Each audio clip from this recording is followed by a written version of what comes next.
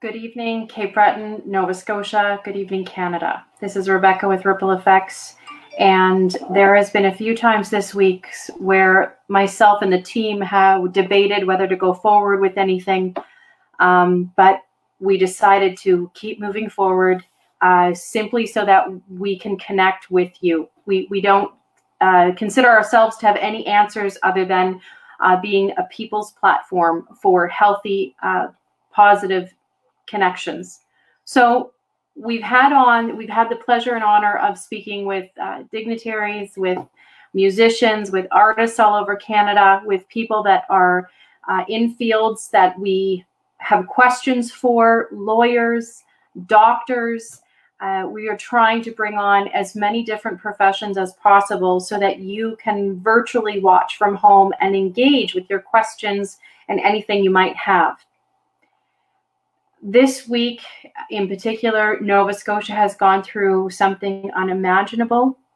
We're focusing on, as the details emerge, celebrating the smiles, the kindness, the heart that East Coast people are well world-renowned for. So tonight we ask you to come together with us and engage if you like. Drop us a hello in the comments. We're going to be live with Dr. Bob Martel, who has been a physician for over 33 years. He retired, and in February, he recently came back to serving as a physician. So we're going to have him on shortly. We're just taking a moment here to build an audience. If you can share, press hashtag replay, share this video. We're going to have some tips from an actual physician, a local physician from Cape Breton Island. And tonight I'm proud to host the Cape Breton icon up in the right-hand corner, because as an island, we are very much thinking of our entire province right now, Nova Scotia. So thank you, Canada, for standing by us this evening. So again, we're just going to give it a moment. I'm going to pop over to my comments here and acknowledge those of you that are on saying hello. Obviously, you can hear me okay, which is good. I will fumble over my words because, as you know, Ripple Effects, very odd time do we do something pre-practiced or prepped. We are all about talking and engaging as we connect live with no cuts, no polishes, no edits. So I want to say hello to Margie McNeil, Terry Butts. Oh, I didn't start right from the top here. And please, if you're watching from anywhere in the world, let us know if you'd like in the comments. Good afternoon. Victor Allen David, Neil Madame, was the warden here in Neil Madame. Actually, I want to give a shout out to Victor now. Victor was the one that suggested I inquire about having Bob Martel on. So thank you, Victor. This is an honor indeed to have him on tonight. Belinda Nicholson, Michelle McDonald, Margie McNeil, Terry Butts, Rahim Ray, Darlene DeVoe, Tim Hensley from Newfoundland is watching, Margie McNeil from Sydney, Darlene DeVoe from Bador, hello from Hastings, Ontario, Shelley Quinn, Mary Hawley from Cape Breton. So great, we have viewers on in support of us going forward. So let's bring on Dr. Bob Martel. Good evening. Hello. Hi, Bob. Hi. Thank you for inviting me. First, I'd like to extend my condolences to the families and loved ones of those individuals who have been impacted by the events over the last few days in northern Nova Scotia.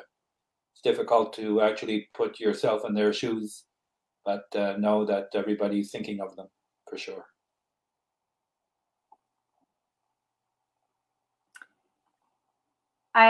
It's interesting you say that, Bob, because that leads so much into our discussion tonight.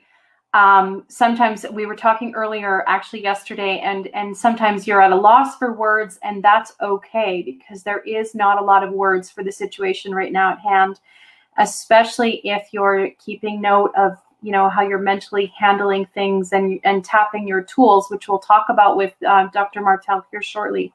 So before we start, I wanted the viewers to know in the last 24 hours, I've had to do a rush speed read on, and it's such an insult to the work you've done and the time you've put in, because you've spent years advocating change in the healthcare system, specifically in Nova Scotia, and with another colleague, John Ross, there. And you've lobbied awareness for palliative care.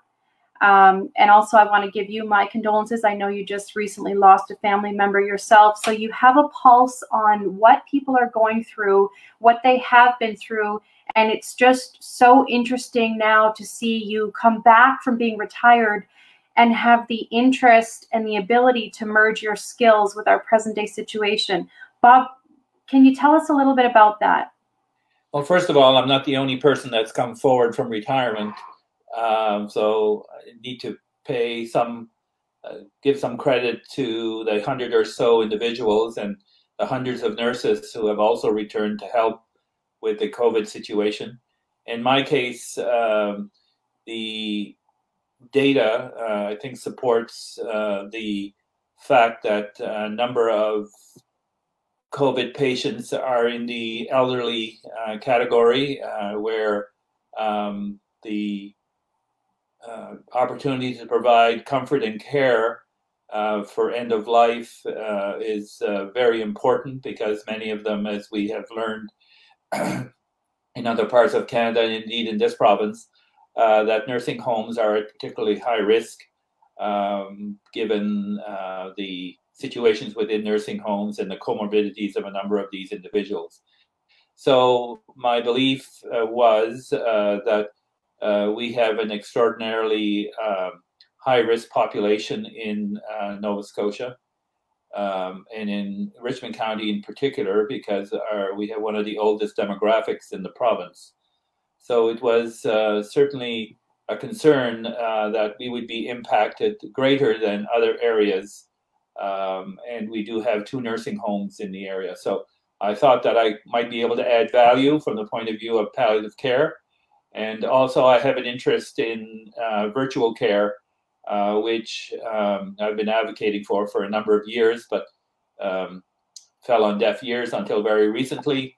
And now the technology and the will to support that is also present because of the COVID situation. And the third thing that I thought I could add value to is the screening clinics, which were supposed to be set up in areas where there might be a lot of people that are symptomatic and needed to be screened. So it was an opportune time to come back, and I can't say that I'm going to be here for a long time, but I'll be available as long as I'm needed.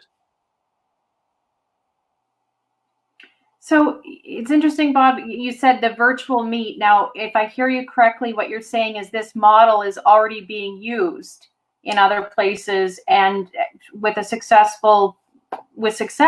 Is that what you're saying? Yes. Well, I mean, it's been used in many, many places. For example, the National Health Service in England has been using virtual care for many years and have published very good data on the success of virtual care from the point of view of reducing patient wait lists for primary care and for the delivery of certain types of care, mental health, follow-ups, and initial assessments and triage. But jurisdictions in the U.S., for instance, the large HMOs, Kaiser Permanente and others, have been leveraging virtual care for a number of years to great success. And British Columbia has had active virtual care in place for quite a while, and that has proved to be very effective as well. From the point of view of patients, they love it. It's not for everyone, obviously. There are certain things that you can't examine anyone, so but you can support individuals. Yeah. And it does have limitations from the point of view of technology. You need the proper bandwidth if you're going to use the video part of it. The audio does not require that same bandwidth. And you also need a level of comfort using iPads or computers, and in some areas where you have an elderly population that may not be as easy, and so they need some support in that respect. But a lot of people are currently using Skype and Zoom and FaceTime, so it's not that complicated, really.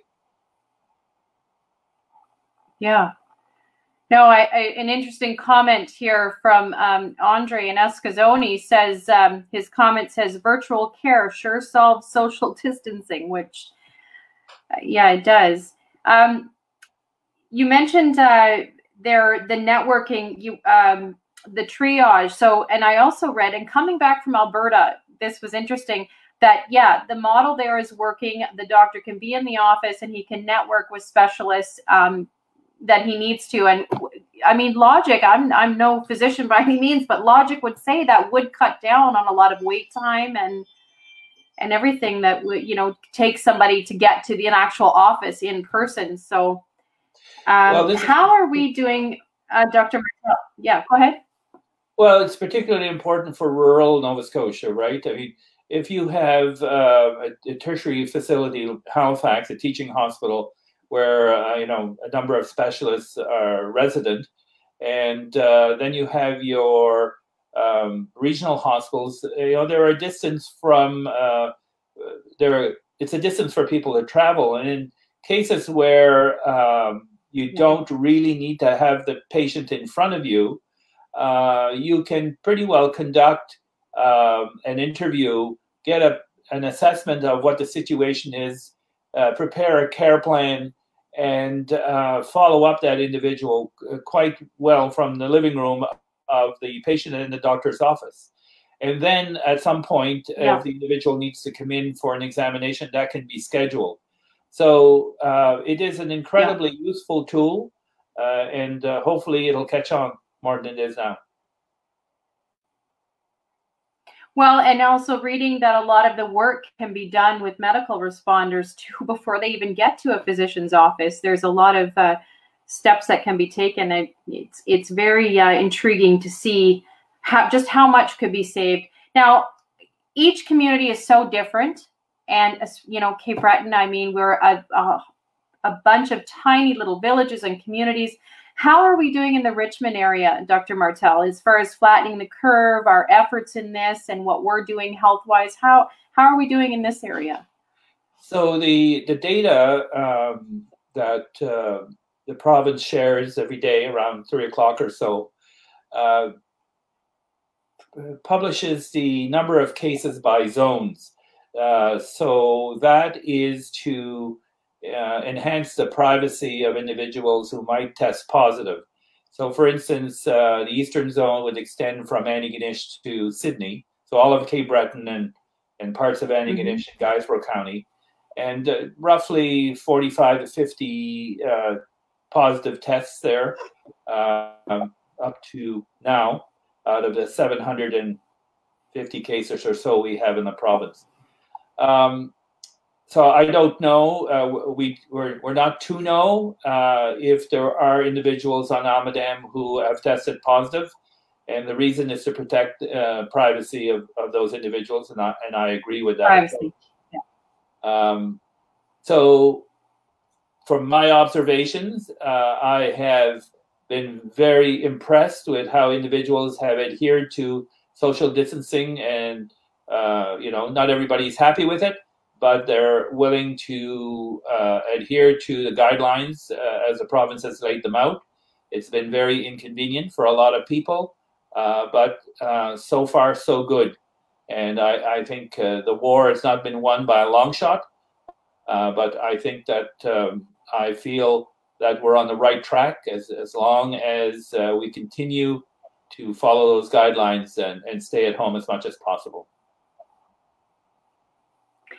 Let's talk as our last topic here, Dr. Martel, about, you had brought up an interesting word the other day, mental hygiene.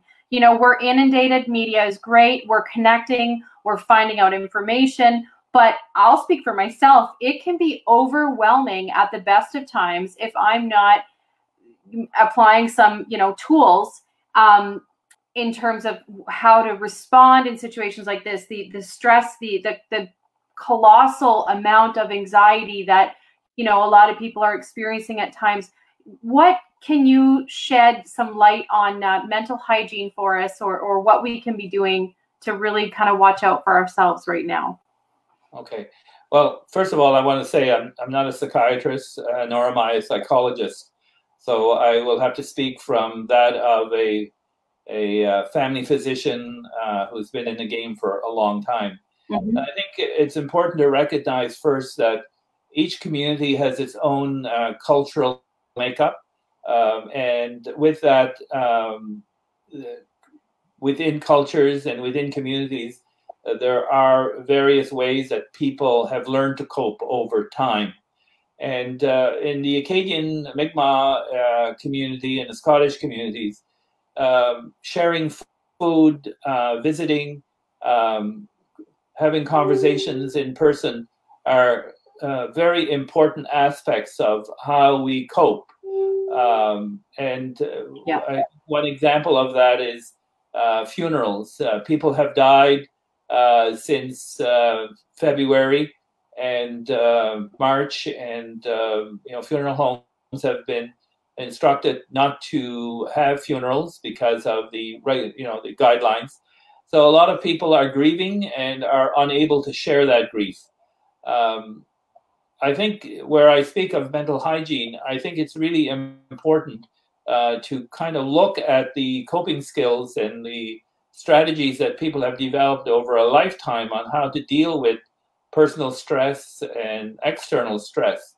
And in times like this, they have to kind of reflect on what has worked for them and what doesn't work for them. And I think it's really important to try to limit the amount of time they spend listening to the negative aspects of both COVID and the horrendous situation in northern Nova Scotia.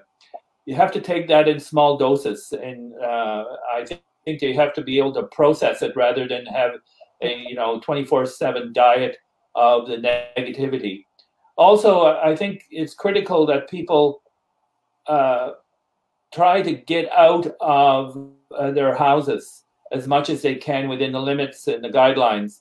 And even taking a walk is going to distract you from the events of the day, and it'll take you away from your screen, and it'll take you away from your radio.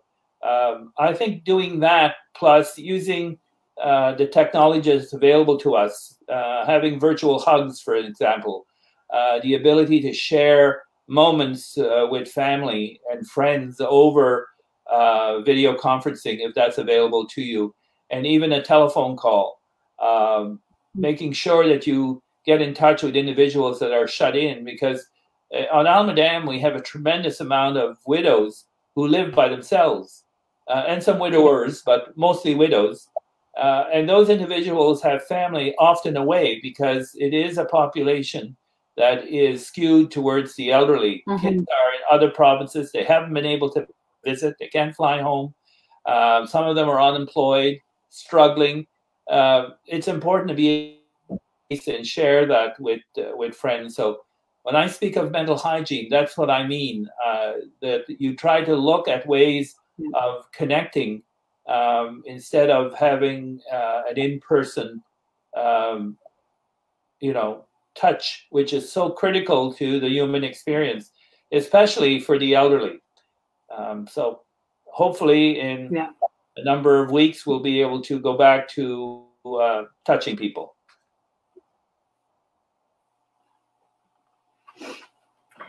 I want to thank you very much, Dr. Martel. That's all the questions, that I really had tonight. I want to encourage our viewers that are watching, and we always open it up at the end, to see if there's any questions from our viewers.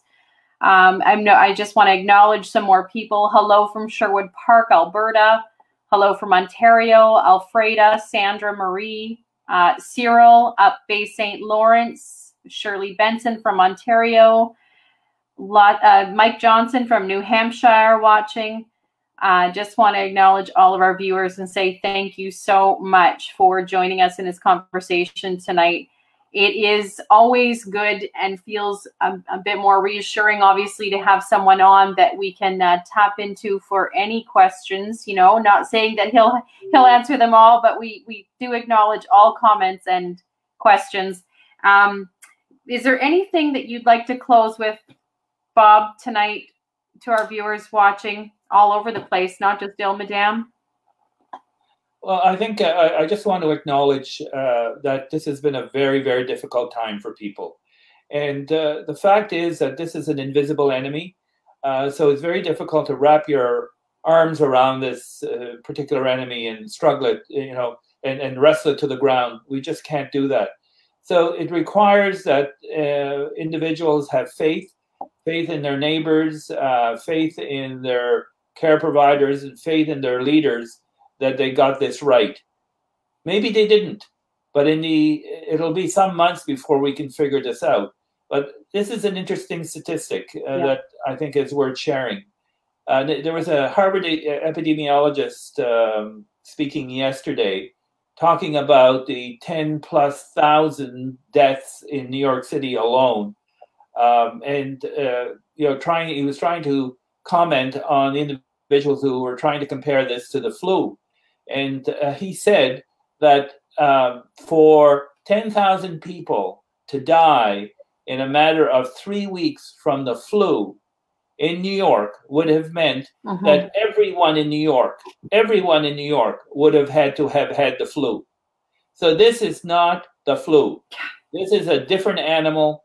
It kills in a different way. It's much more contagious. And it has disrupted our lives more than anything else that I have known in the years that I have been on this earth. So I commend individuals who have been able to get out of their routines and basically have adhered to social distancing and have stayed at home. And I think they have helped to flatten this curve, because we really have not had the number of cases in Canada that we thought we were going to get, which is all very good. And I think that's very much related to how people have responded. They just have not been out there spreading the virus. So thank you for that. Those are great words, Bob, and I appreciate it. And I want to say thank you again for spending this time with us this evening. Thank you for coming back as a physician. Thank you to all the frontline workers that are out there, including our grocery retail truckers.